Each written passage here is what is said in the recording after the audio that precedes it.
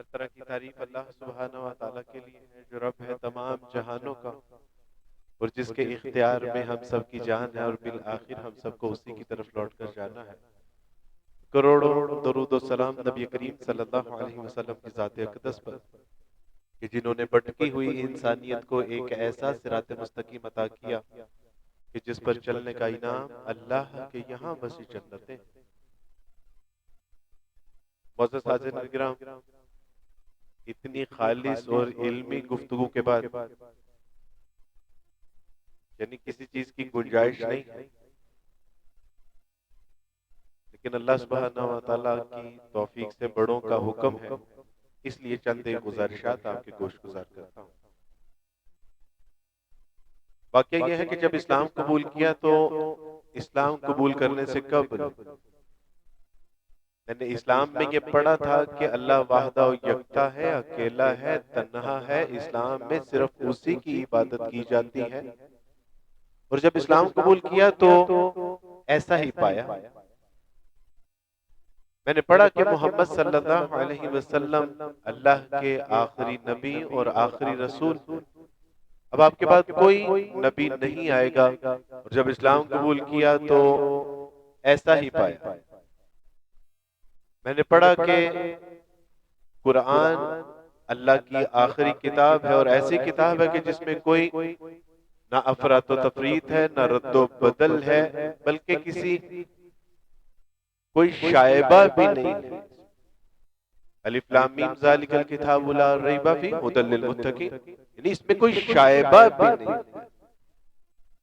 اور اللہ کی توفیق سے جب اسلام قبول کیا تو ایسا ہی پایا۔ لیکن آج اپنے دل کا درد آپ کے سامنے بیان کرنے لگا ہوں کہ میں نے پڑھا تھا کہ المؤمنون کرجل واحد، کہ یہ مسلمان جو آپس میں ایک جسم کی مانند ہوتے ہیں، المسلمون کجسد واحد انما المؤمنون اخوہ، کہ مسلمان کا بھائی ہے، مسلمان ایک جسم کی مانند ہوتے ہیں۔ مومن ایک مرد کے جسم کی مانند ہے کہ جب پاؤں کے کسی حصے میں درد ہوتی ہے تو سر تک اس کو محسوس کرتا ہے۔ لیکن واقعہ یہ ہے کہ جب اسلام قبول کیا تو آج تک یہ منظر دیکھنے کے لیے آنکھیں ترس گئی۔ بلکہ میرے ساتھ ذاتی طور پر جو تجربات ہوئے بڑے عجیب و غریب۔ میں شروع سے ہی رفع دین کے ساتھ نماز پڑھتا تھا، اور ایک جگہ میں رفع دین کے ساتھ جب نماز پڑھ رہا تو نماز پڑھنے کے بعد انہوں نے مجھے یوں ہاتھ سے پکڑا اور مسجد کے باہر چھوڑ کے آئے۔ انہوں نے کہا کہ آئندہ کے بعد اگر رفع دین کے ساتھ نماز پڑھنی ہو تو مسجد میں داخل نہیں ہونا۔ ایک صاحب نے کسی دوسرے فرقے والوں کی مسجد میں نماز پڑھتے ہوئے دیکھا، تو انہوں نے کہا کہ عبدالوارث بھائی اگر انہی لوگوں کے ہاں آپ نے نمازیں پڑھنی تھی تو پھر آپ عیسائی ہی رہتے تو اچھا تھا۔ ایک دفعہ یوں نماز پڑھ رہا تھا اور دوران نماز ہی ان صاحب نے میرے ہاتھ پکڑے اور نیچے کر دیا۔ یہ تو وہ ذاتی تجربات ہیں جو میں آپ کے گوش گزار کر رہا ہوں، وگرنہ ہمارے ہاں تو یہ تصور ہے کہ اگر یہ ہماری جماعت کا فرد نہیں ہے، یہ جماعت کی اطاعت اتباع کرنے والا، یا ہمارے امیر کی اطاعت کرنے والا نہیں ہے، تو یہ قریب ہے کہ دائرہ اسلام سے ہی خارج ہے۔ آپ جانتے ہیں کہ جب اللہ سبحانہ و تعالیٰ نے حضرت آدم علیہ السلام کو اولاد کی نعمت سے نوازا، اور اولاد جب بڑھتی گئی تو قوم اور قبیلے معرض وجود میں آئے، اور جب قوم اور قبیلوں نے ایک دوسرے کے اوپر حملے کیے تو کون سے قبیلے بچے تھے جن کے اندر اتحاد اور اتفاق تھا؟ اور وہی قبیلے قوم کی صورت میں معرض وجود میں آئے، وہی قوم میں ملکوں کی صورت اختیار کر گئی، اور بالآخر وہ ایک گریٹ نیشن کے طور پہ دنیا کے سامنے آئیں، اور آج دنیا میں وہی قومیں سروائیو کر رہی ہیں کہ جن کی صفوں کے اندر اتحاد اور اتفاق۔ کہیں آپ کو لگتا ہے کہ 42 ممالک کا نیٹو ہے جس کے اندر اتحاد اور اتفاق، اور اور جب وہ کسی کی طرف منہ کرتا ہے تو اس کا بچنا محال ہے. کہیں آپ کو G15 نظر آئیں گے، کہیں آپ کو گریڈ 13 نظر آئیں گے، کہیں آپ کو برکس نظر آئے گی. یہ کیا ہے؟ یہ اتحاد اور اتفاق ہے. اور وہ قومیں سروائیو کر رہی ہیں، وہ دنیا پہ راج کر رہی ہیں. اور اللہ سبحانہ وتعالیٰ نے امت مسلمہ کو کیا پیغام دیا تھا؟ وَاعْتَصِمُوا بِحَبْلِ اللَّهِ جَمِيعًا وَلَا تَفَرَّقُوا وَاذْكُرُوا نِعْمَتَ اللَّهِ عَلَيْكُمْ. اللہ کی رسی کو مضبوطی کے ساتھ تھام لو اور فرقہ واریت کا شکار نہ ہونا، اور ذکر کرو اس نعمت کا کہ جو اللہ سبحانہ وتعالی نے تم پر کی تھی. تم ایک دوسرے کے دشمن تھے تو اللہ سبحانہ وتعالی نے تمہارے دلوں کے اندر محبت پیدا کر دی. آج دیکھیے فرقہ بندی ہے، کہیں اور کہیں ذاتیں ہیں. کیا زبانے میں پنپنے کی یہی باتیں ہیں؟ یوں تو سید بھی ہو، مرزا بھی ہو، افغان بھی ہو، تم سبھی کچھ ہو، بتاؤ تو مسلمان بھی ہو. ایک صاحب مجھے ملے جب نیا نیا اسلام قبول کیا تو انہوں نے کہا کہ عبد الوارث بھائی پتہ چلا آپ نے اسلام قبول کر لیا. میں نے کہا جی الحمدللہ. تو کہا کہ آپ نے کون سا اسلام قبول کیا؟ What are you talking about؟ نہیں، میرے کہنے کا مطلب ہے کہ آپ اہل حدیث ہوئے ہیں، دیوبندی بنے ہیں، بریلوی، حنفی، شافعی، مالکی یا شیعہ بنے ہیں، کون سا؟ میں نے تو اشہد ان لا الہ الا اللہ و اشہد ان محمد رسول اللہ پڑھا. تو انہوں نے کہا کہ بہت معذرت کے ساتھ لیکن آپ نے اسلام تو قبول کر لیا لیکن ابھی آپ صحیح مسلمان نہیں ہوئے. میں نے اقبال سے کہا کہ اقبال صحیح مسلمان انسان کب ہوتا ہے؟ تو اقبال نے کہا کہ بتانے رنگ و خوں کو توڑ کر ملت میں گم ہو جا، نہ تو رانی رہے باقی، نہ ایرانی نہ افغان. یہی مقصود فطرت ہے، یہی رمز مسلمانی، اخوت کی جہانگیری، محبت کی فراوانی. بتانے رنگ و خوں کو توڑ کر ملت میں گم ہو جا، نہ تو رانی رہے باقی، نہ ایرانی نہ افغان. یعنی ہمارا تو پہلے سے شیرازہ بکھرا ہوا ہے. اور مسئلہ یہ نہیں ہے کہ آپ کا علمی اختلاف نہیں ہو سکتا. یہ تو صحابہ کرام رضوان اللہ اجمعین کے اندر یعنی ایک فکری اختلاف موجود تھا، ایک نظریاتی اختلاف یعنی فقہی اختلافات موجود تھے. لیکن آپ دیکھیے کہ رسول اللہ صلی اللہ علیہ وسلم نے ان کی ایسی تربیت کی تھی کہ ان کے اندر اختلاف موجود ہونے کے باوجود باہمی محبت، ایک دوسرے سے نفرت نہیں تھی، ایک دوسرے کی جڑیں نہیں کاٹتے تھے، ایک دوسرے کے اوپر کفر کے فتوے نہیں لگاتے تھے. حضور علیہ الصلوۃ والسلام تو لوگوں کو اسلام کے اندر داخل کرنے کے لیے آئے تھے. آج ہم لوگوں کو دائرہ اسلام سے خارج کرنے کے اوپر کمر بستہ ہیں. وہ لکھا تھا، نشان نے لکھا تھا، اس نے کہا کہ یہ دائرہ ہے، یہ ایک دائرہ ہے اور دائرہ 1400 سال تک یہ کام کرتا رہا کہ لوگوں کو اس دائرے کے اندر لاتے رہے گویا کہ اسلام قبول کر کے.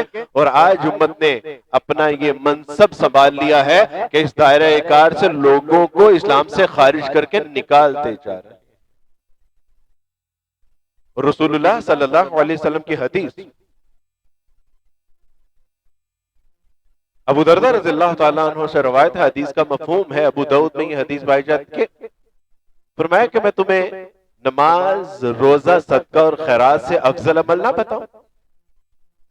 تو کہا کہ جی اللہ کے رسول صلی اللہ علیہ وسلم. تو فرمایا کہ مسلمانوں کی باہمی محبت اور اپنے تعلقات کی اصلاح یہ صدقہ، خیرات، نماز اور روزے سے بھی افضل چیز ہے. محدثین نے لکھا ہے کہ یہ نفلی نماز، روزہ، صدقہ اور خیرات ہے.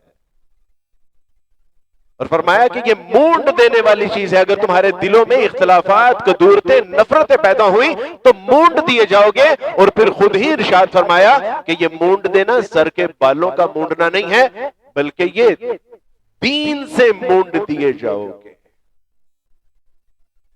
آپ تصور کہ جب ہمارے اندر اختلافات پیدا ہوتے ہیں، تنازعات پیدا ہوتے ہیں، نفرتیں اور کدورتیں پیدا ہوتی ہیں تو اس کا انجام پھر یہ ہوتا ہے کہ دین سے مونڈ دیے جاتے ہیں. نبی کریم صلی اللہ علیہ وسلم حدیث افتراق کے حوالے سے ایک معروف حدیث،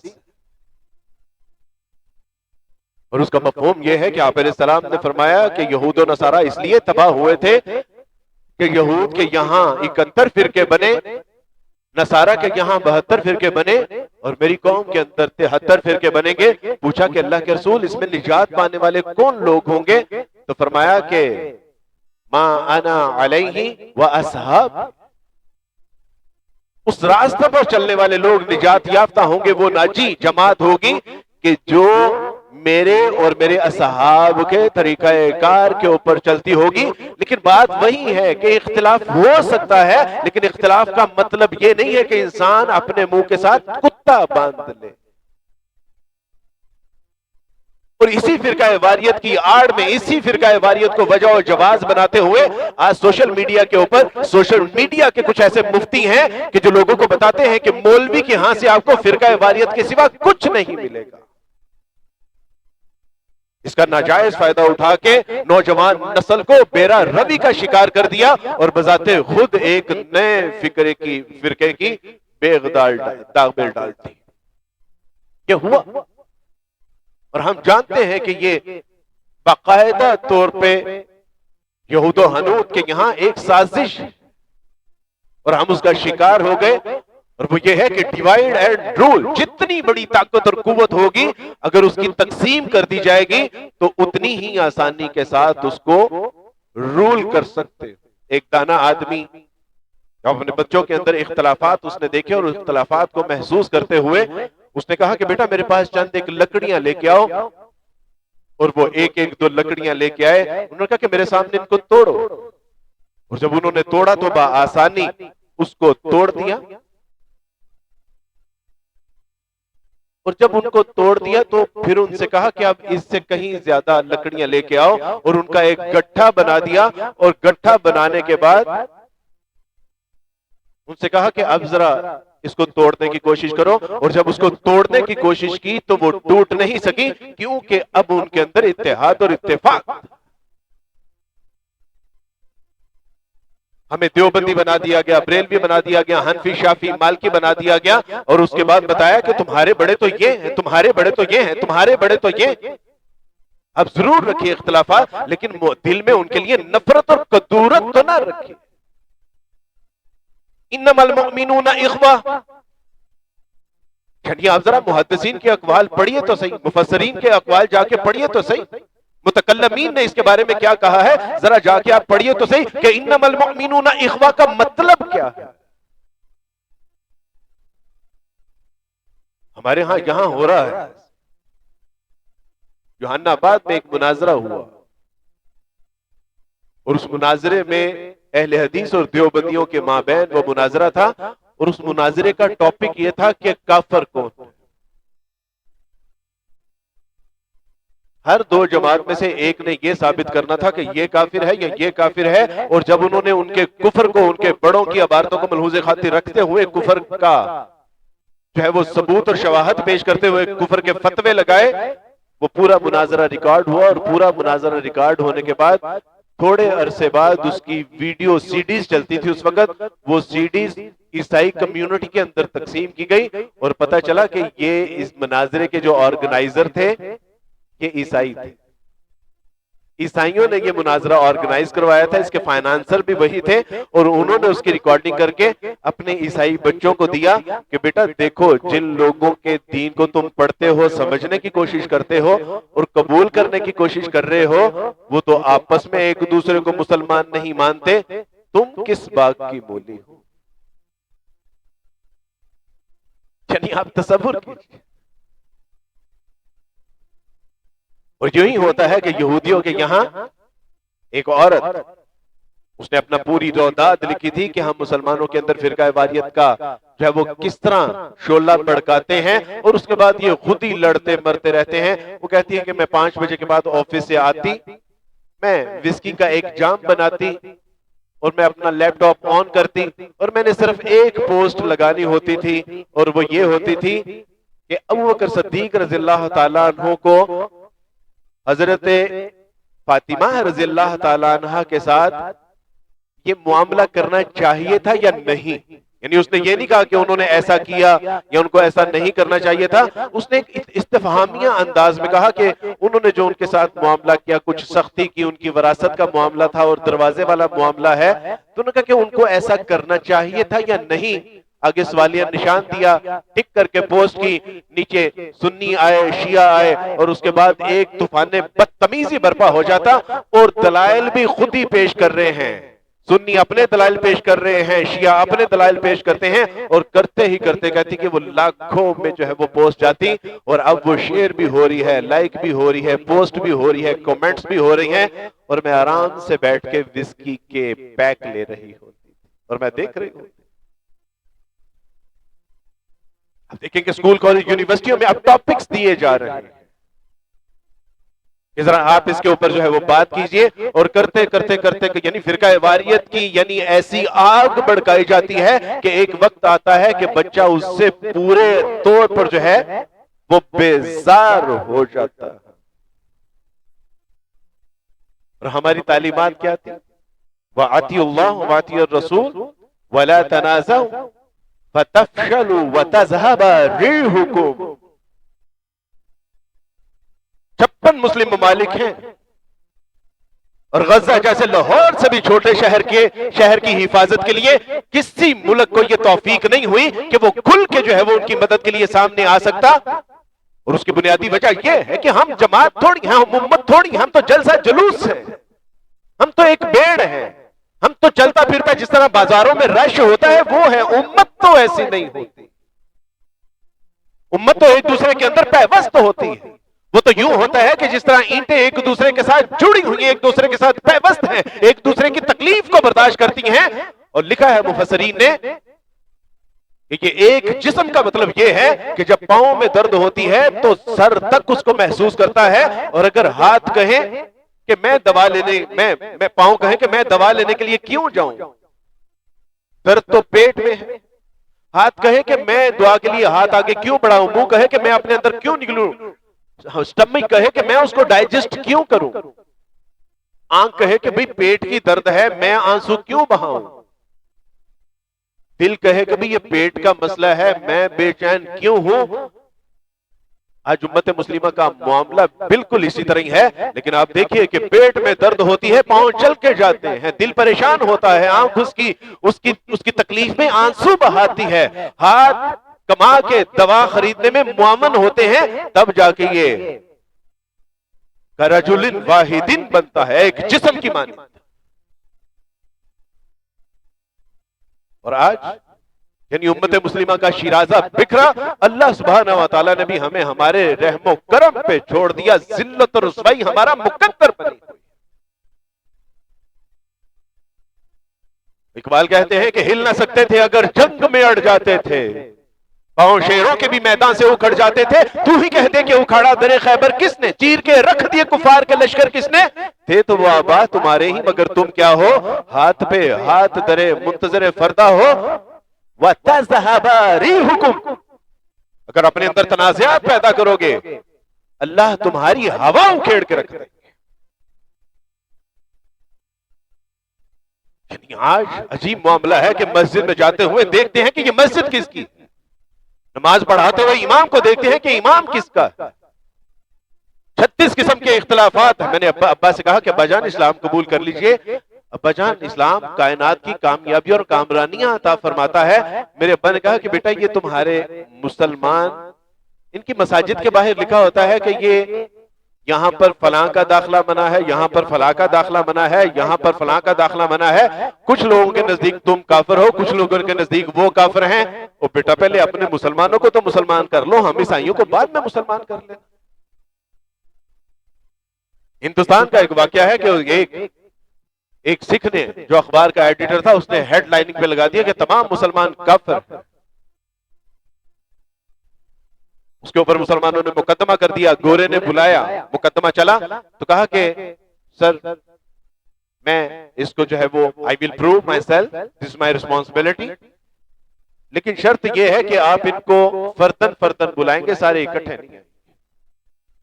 پہلے شیعہ کو بلایا، ان سے کہا کہ جی صحیح اسلام کی، اس نے کہا صحیح مسلمان تو ہم ہیں، ان کا باقی سارے.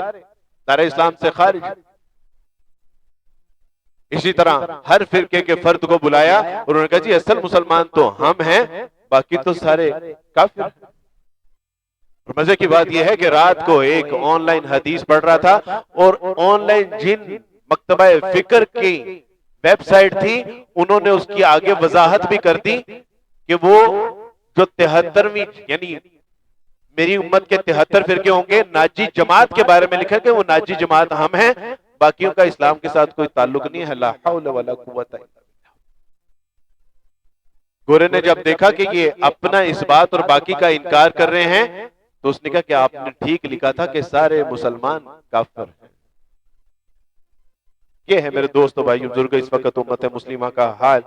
ہلاکو خان کی بیٹی نے ایک عالم کو واز کرتے ہوئے سنا، اور وہ واز کر رہا تھا وَاعْتَصِمُوا بِحَبْلِ اللَّهِ جَمِيعًا وَلَا تَفَرَّقُوا. اس نے کہا کہ یہ آپ کس ٹاپک پہ واز کر رہے ہیں؟ اس نے کہا اتحاد امت. اس نے کہا کہ اللہ کو مانتے ہیں؟ اس نے کہا کہ جی. اللہ کی مشیت کو بھی مانتے ہیں؟ جی. اس بات کو بھی مانتے ہیں کہ جو ہوتا ہے اللہ کے حکم سے ہوتا ہے؟ جی.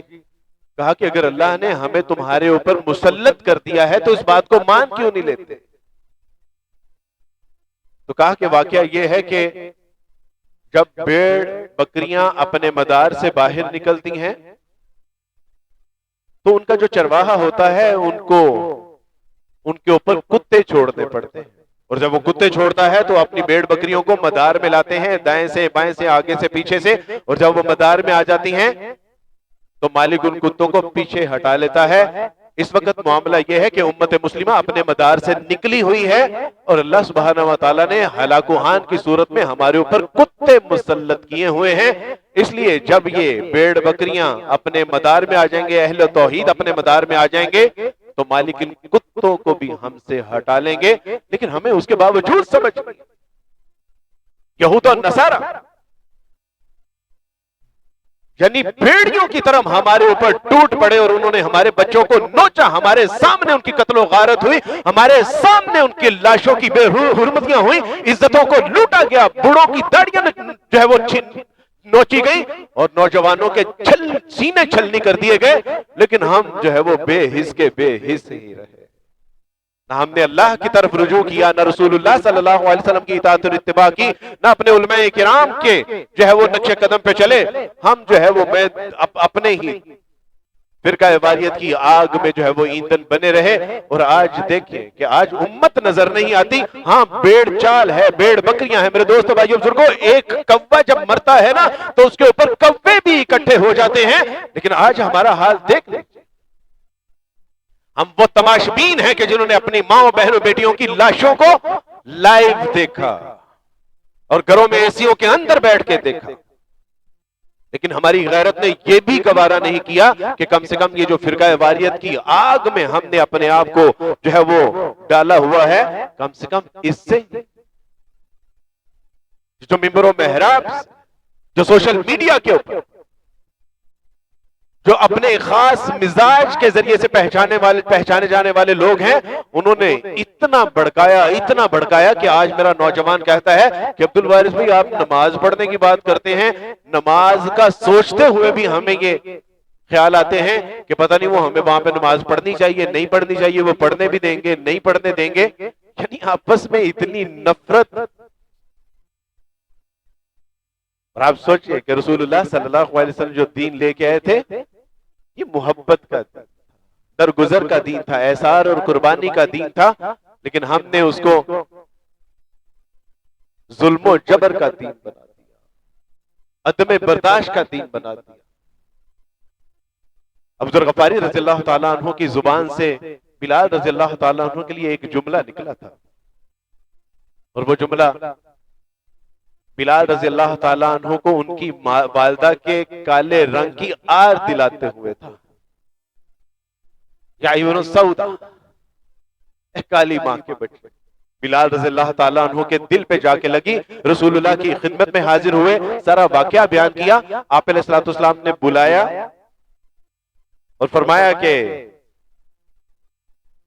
ابو ذر غفاری ابھی تک زمانہ جاہلیت کی یعنی وہ جو جذبات احساسات ہیں نکلے نہیں، جاؤ جا کے بلال سے معافی مانگو اور دیکھیے کہ جب بلال رضی اللہ تعالیٰ عنہ کی خدمت میں حاضر ہوئے تو سیدھے زمین پہ لیٹ گئے اور اپنا چہرہ خاک پہ رکھا اور کہا کہ جب تک بلال میرے چہرے پہ قدم رکھ کے نہیں گزرو گے نا میں سمجھوں گا کہ تو نے مجھے معاف ہی نہیں کیا۔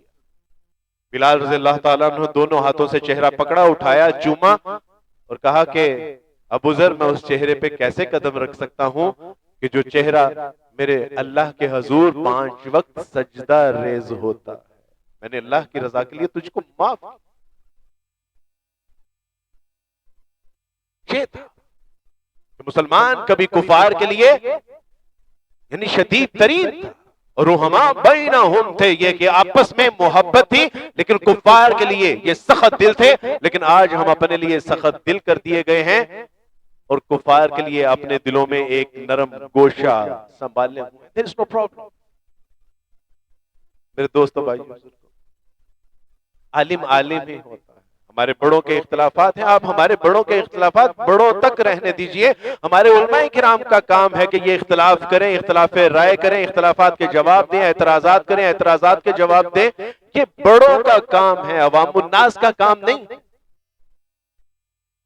اور یہ آپ کو بتا چکے ہیں کہ کتنا اختلاف کرنا ہے اور کتنا ان سے اعراض کرنا ہے، لیکن دلوں میں ان کے لیے نفرت کی کوئی گنجائش نہیں ہے۔ کبھی کسی دکاندار سے سودا سلف لیتے ہوئے پوچھا ہے کہ میاں تم اہل حدیث ہو، دیوبندی ہو، بریلوی، حنفی، شافعی، مالکی ہو؟ کبھی کسی ریڑی والے سے سودا سلف لیتے ہوئے پوچھا ہے کہ میاں تمہارا مسلک کیا ہے؟ یہ معاملہ محض مسجد تک ہمیں کیوں رکھے؟ کسی یونیورسٹی میں داخلہ لیتے ہوئے کیا یہ سوال ہوتا ہے؟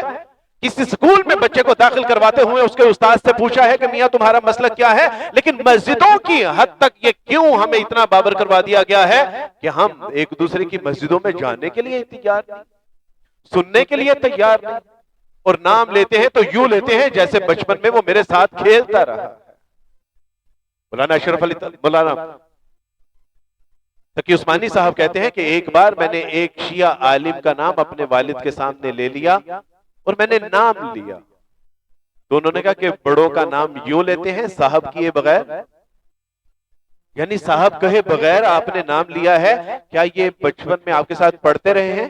کہا نہیں ابا، یہ آج کل بڑے مشہور ہیں، کتابیں وغیرہ لکھتے ہیں۔ تو کہا کہ پھر بڑوں کا نام لینے کا آپ کو ادب ملحوظ خاطر رکھنا چاہیے۔ آج اگر ہم یعنی نام بھی لیتے ہیں تو کیسے نام لیتے ہیں؟ یعنی آج تک میرے 36 اختلافات ہیں ان سے، محمد علی مرزا بھائی سے، لیکن زبان سے صاحب اور بھائی کے علاوہ کبھی لفظ نہیں نکلا۔ کیوں؟ ایک دن حشر والے دن پیش ہونا ہے، سب کٹا چٹا سامنے آ جائے گا۔ اس لیے اختلاف آپ کیجئے، ضرور کیجئے، اور پھر اختلاف کا حق یہ ہے کہ رات کو تہجد میں اس کی ہدایت کے لیے دعا بھی کیجئے۔ اگر آپ سمجھتے ہیں کہ یہ شخص ہدایت پر نہیں ہے، یہ بدعت اور جو ہے وہ دین میں بگاڑ کا سبب بن رہا ہے، اگر آپ کے اندر اتنی جرت ہے کہ اس کے خلاف آپ بات کر رہے ہیں، تو پھر آپ پہ لازم ہے کہ رات کو تنہائیوں میں اس کے لیے دعا بھی کیجیے کہ اللہ سبحانہ و تعالیٰ، یہ ہے تو امت مسلمہ کا حصہ ہی نہیں، اللہ بگڑا ہوا ہے۔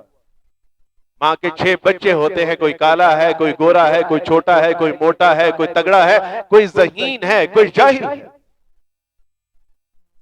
لیکن کیا ماں اس کو اپنے گھروں سے نکال دیتی ہے؟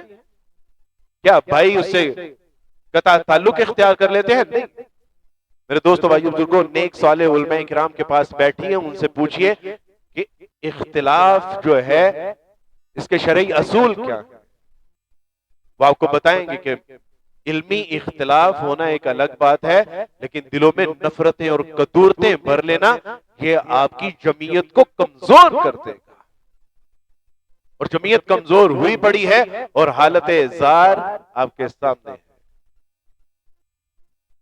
ایسا بھی نہیں ہوگا کہ سارے لوگ رفع دین کرنا شروع کر دیں، ایسا بھی نہیں ہوگا کہ سارے امام ابو حنیفہ رحمۃ اللہ علیہ کے طریقے کے مطابق نماز پڑھنا شروع کر دیں، ایسا بھی نہیں ہوگا کہ تمام لوگ جو ہے وہ ایک ہی طریقے کے۔ ایسا تو ہو سکتا ہے کہ اپنے دلوں میں برداشت پیدا کریں، احساس پیدا کریں، ایک دوسرے کے لیے احترام پیدا کریں، یہ تو ہو سکتا ہے، سارے نہیں کر سکتے۔ میں عبد الوارث اپنے آپ کو مخاطب کر کے کہتا ہوں کہ اگر میں اپنی ذات سے اس کو شروع کروں گا تو اللہ سبحانہ و تعالیٰ کے حضور میں یعنی اپنی کی ہوئی بات کا جو ہے وہ بری الذمہ ہوں گا کہ اللہ سبحانہ و تعالیٰ جو میں نے رسول اللہ صلی اللہ علیہ وسلم کی سیرت طیبہ اور علماء کرام سے پڑھا سمجھا سیکھا تھا، اللہ میں نے اس پہ عمل کیا تھا۔ ابو یعقوب امام شافعی رحم اللہ کے شاگرد تھے، آؤٹ سپوکن تھے، دبنگ گفتگو کی، پابند سلاسل کر دیے گئے۔ اذان ہوئی، اور جب جمعے کی اذان ہوئی تو جمعے کی اذان کے لیے غسل کیا، ٹرنک سے نیا لباس نکالا، اور نیا لباس نکالنے کے بعد جب اللہ سبحانہ و تعالیٰ کی توفیق سے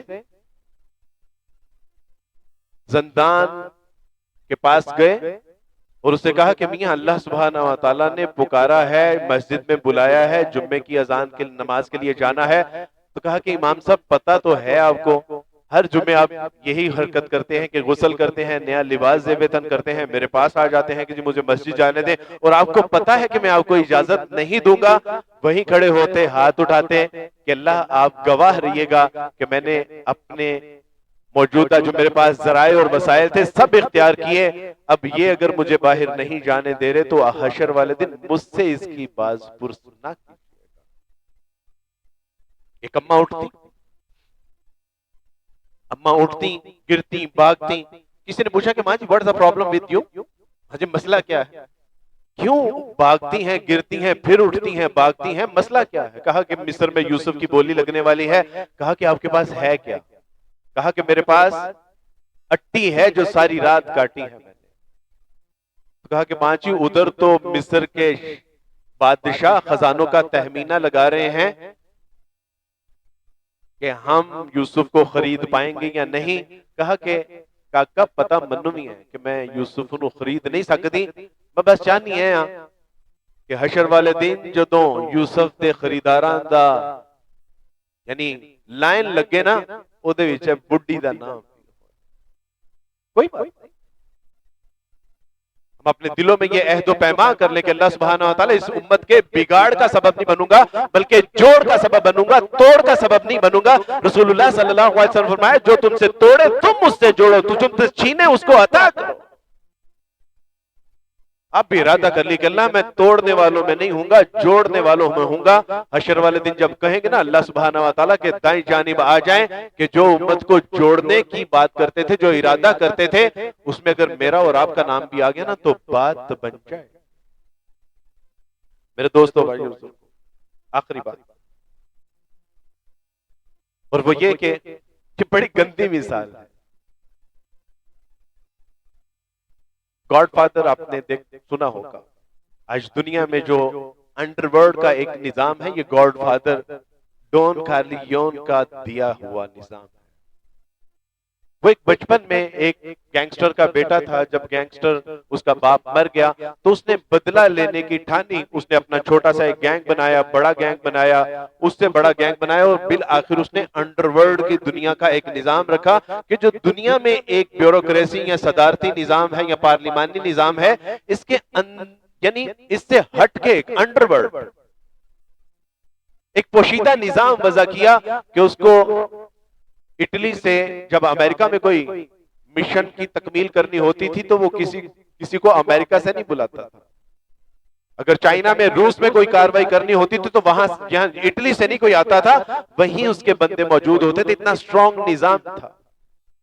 اس نے یہ نظام وضع کیا ہوا تھا کہ اگر یعنی جرائم کی دنیا میں اگر کوئی مشن کی تکمیل کرتے ہوئے کوئی مر جاتا تو اس کے بال بچوں کی یعنی نان نفقے کی ذمہ داری اس کی تھی، اگر کوئی باپ اور والدہ فوت ہو جاتی تو اس بچے کی تعلیم و تربیت اس کے ذمہ تھی۔ اس نے لیبارٹریز قائم کی، اسلحہ بنانے کی فیکٹریاں لگائیں، اس نے 2 نمبر ڈاکومنٹ بنانے کے لیے ڈپارٹمنٹ قائم کیے، اور ایک دن اس نے ایک بات کہی کہ جس کو میں سمجھتا ہوں کہ وہ میرے منہ کے اوپر ایک زوردار چماٹ کہ جس کی گونج ہر وقت میرے کانوں میں گونجتی رہتی ہے۔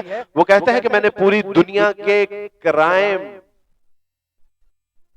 جرائم کرنے والے لوگوں کو اگر میں ایک جمع کر سکتا ہوں، میں شیطان کو ماننے والوں کو اگر ایک جمع کر سکتا ہوں، تو یہ ایک خدا کو ماننے والے ایک جگہ پر جمع کیوں نہیں ہو سکتے؟ یہ ایک ایسا زوردار جماعت ہے کہ جس کی گونج آج تک میرے کانوں میں گونجتی ہے۔ وہ کہتا ہے کہ میں شیطان کی دنیا کا ماننے والا ہوں اور تمام شیطان کو ماننے والوں کو ایک جگہ جمع کر سکتا ہوں، اتحاد اور اتفاق میں پرو سکتا ہوں، تو پھر ایک اللہ، ایک رسول اللہ، ایک کتاب اللہ کو ماننے والے یہ کیوں نہیں ایک جگہ جمع ہو سکتے؟ منفعت ایک ہے اس قوم کی، نقصان بھی ایک ہی، سب کا نبی، دین بھی، ایمان بھی ایک، حرم پاک بھی، اللہ بھی، قرآن بھی ایک، کچھ بڑی بات تھی ہوتے جو مسلمان بھی ایک، فرقہ بندی ہے کہیں اور کہیں ذاتیں ہیں، کیا زمانے میں پنپنے کی یہی باتیں ہیں؟ یوں تو سید بھی ہو، مرزا بھی ہو، افغان بھی ہو، تم سبھی کچھ ہو، بتاؤ تو مسلمان بھی ہو۔ نحن مسلمون، نحن مؤمنون، نحن متحدون، لا، بالکل بھی نہیں، نہ ہم مسلمان، ہم اللہ کے ڈاکومنٹس میں، یعنی نادرہ کے ڈاکومنٹس میں تو ہم مومن مسلمان ہو سکتے ہیں، پتہ نہیں اللہ کے ہاں ہم مسلمان ہیں بھی کہ نہیں۔ کفار ہمیں اس لیے مار رہے ہیں کہ ہم مسلمان ہیں، ہم ایک دوسرے کو اس لیے مار رہے ہیں کہ ہم مسلمان نہیں ہیں، اور حشر والے دن ہمیں مار اس لیے پڑے گی کہ ہم تو مسلمان تھے ہی نہیں۔ کیا یہی روش ہے اسلام کی؟ یہی روش ہے مومنین کی؟ یہی روش ہے امت مسلمہ کی؟ میں تو رات کو اٹھ کے بیٹھ جاتا ہوں کہ یا اللہ، اور اتحاد امت کے حوالے سے جب بھی بات کی فتوے لگے، اللہ کی قسم فتوے لگے کہ یہ اس کو آپ یعنی سلفیوں کا منبر دے رہے ہیں جو بات کرتا ہے کہ سارے مسلمان ہیں، لا حول ولا قوت الا باللہ۔ استاد جاوید اقبال صاحب کے شاگرد خاور رشید بٹ صاحب، ان سے پوچھا جاتا ہے کہ منڈے دا عقیدہ ٹھیک ہے؟ استاد جی کہتے ہیں میرے پاس تو یہ پچھلے 15 سال سے ہے، میں تو ٹھیک ہی سمجھتا ہوں۔ جب بھی اتحاد اور اتفاق کی بات کی، یہ میرے دل کا درد ہے، تکلیف کہ میرے ابا اسی وجہ سے اس دنیا سے چلے گئے کہ تم تو آپس میں ایک دوسرے کو مسلمان نہیں سمجھتے، ہم اسلام قبول کر کے بھائی ہمیں کون مسلمان سمجھے گا۔ مولانا مودودی رحم اللہ سے پوچھا گیا کہ اس وقت امت مسلمہ کا جو حالت زار ہوئی پڑی ہے، اس کا کوئی ایک سبب اور حل بتا دیجیے۔ تو انہوں نے کہا کہ اتحاد اور جہاد یہی امت مسلمہ کی بقا کا وہ واحد راز ہے کہ جب تک یہ مسلمانوں کے اندر رہا، اللہ سبحانہ وتعالیٰ نے ان کو کامیابی اور کامرانی سے سرفراز رکھا، اور جب یہ ان کے یہاں سے جاتا رہا، اللہ نے ذلت اور رسوائی پر مسلط کر دی۔ اب پھر اگر مسلمان اس ذلت اور رسوائی سے نکلنا چاہتی ہے تو you have just only two options، اتحاد اور جہاد۔ وآخر دعوانا ان الحمدللہ رب العالمین۔